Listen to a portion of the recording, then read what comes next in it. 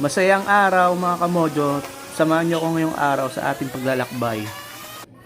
First day natin para magkaroon ng advertisement or maglalagay tayo ng tarpaulin. Then yung mga nakaprinted natin para idikit sa mga pasalong unit natin dito sa Dega Homes May Gawayan. Akala siguro nila madali lang magbenta. Kung madali lang, sana lahat mayaman na. Sana lahat walang problema. Pero dadaan talaga tayo sa process na kung saan mahihirapan muna tayo bago ibigay sa atin yung successful na hinahangan natin. Pagtawan naman tayo ng ibang tao, okay lang yan.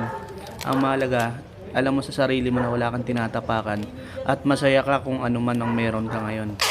Worth it naman po yan, lalo na kapag matutulog ka na. Maiisip mo na ginawa mo yung best mo, ginalingan mo, kahit na nagmumukha kang tanga kung ano may idikit or ibenta mo, dahil gusto mo makasurvive. Ginamit natin ang utak natin kaysa pairalin natin yung pagiging maarte natin. Ayun guys, nagdikit ako ng tarpaulin dito, although medyo luma na. Kaysa bumili ko ng bago, medyo mahal din dahil wala pa tayong pondo para sa pagpapatarpaulin natin ng mga pasalong unit natin dito sa Dega Homes May Gawayan.